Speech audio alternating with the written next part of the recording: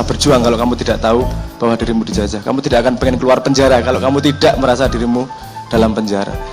Jadi sebelum berteriak tentang bebaskan diri dari penjajahan, ketahuilah bagaimana cara mereka menjajah. Bagaimana cara mengetahuinya? Belajar ilmu mereka. Ilmu katon beres.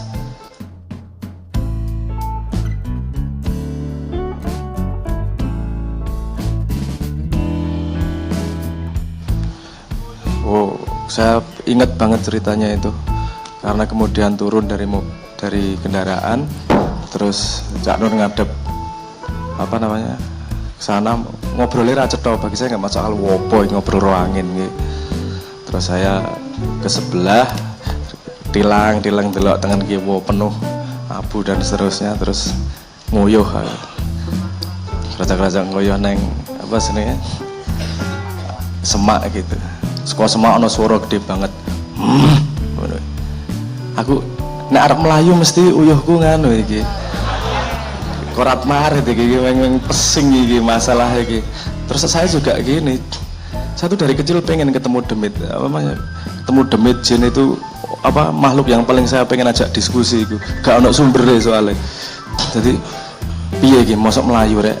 Wah ora lah, malah kesempatan iki nek misalnya aku ditubruk mosok bapak rambelaini anake rek. Malah ono kesempatan delok demit iki. Tak neng kae njuk. Ngono tok njuk mangkel kae lho. Mangkel njuk ilang ya wis saya diam aja cuman cerita. Bali-bali mung dipisui bapak ngono kae. Kowe iki kene lagi serius malah nguyuh. Lah gak paham iki ceritanya. Jadi mau ketemu demit enggak jadi gitu.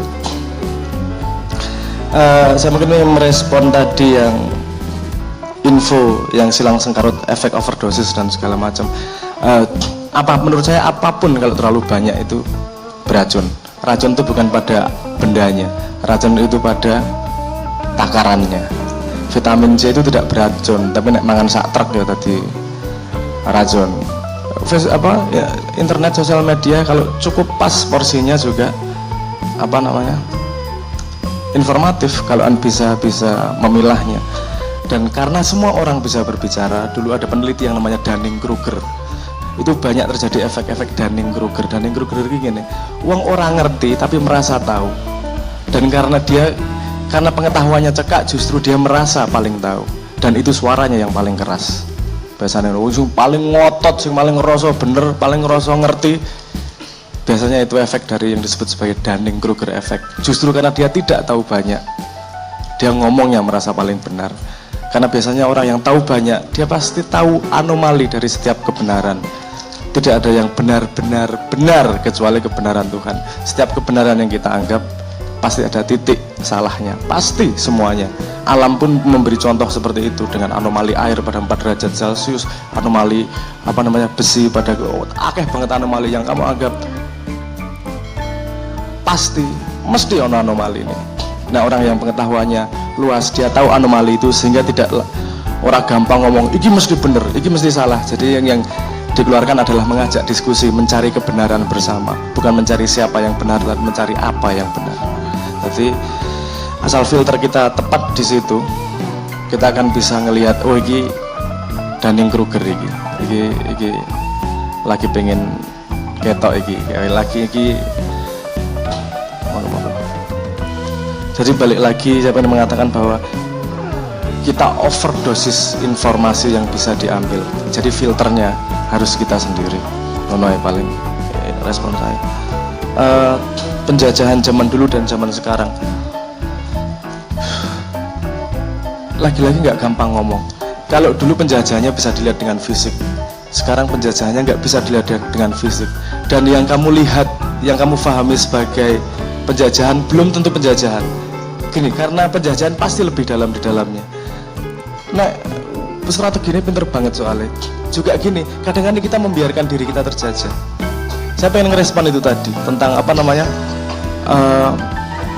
bagaimana sumber daya alam kita diambil, kita tidak bisa kok dikasihin sama orang luar misalnya gitu. Kalau kita meneliti lebih dalam, sekarang ada pertanyaan gini juga. Kalau nggak orang luar, kita nggak punya teknologinya. Kita nggak belajar, nggak tahu juga caranya gimana. Ada yang mengambil jalan tengah bahwa oke, kamu duluan di situ, tak kasih waktu 20 tahun, orang diberi kewajiban bahwa ada orang Indonesia yang harus ikut serta di situ sehingga ada alih teknologi, sehingga di depannya bisa ditambang oleh orang Indonesia sendiri. Misalnya gitu, itu jadi strategi, bukan jadi dijajah. Tapi kalau dibiarkan lepas, oke, aku sing bangun, neng pekerjaannya suka aku kabeh, itu minta dijajah itu. Karena kita tidak mendapatkan apapun, kita tidak mendapatkan skillnya, kita tidak berpikir masa depan, kita tidak punya strategi terhadap itu.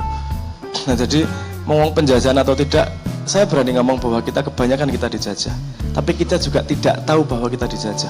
Karena penjajahan yang paling berhasil adalah ketika yang dijajah tidak tahu kalau dirinya dijajah.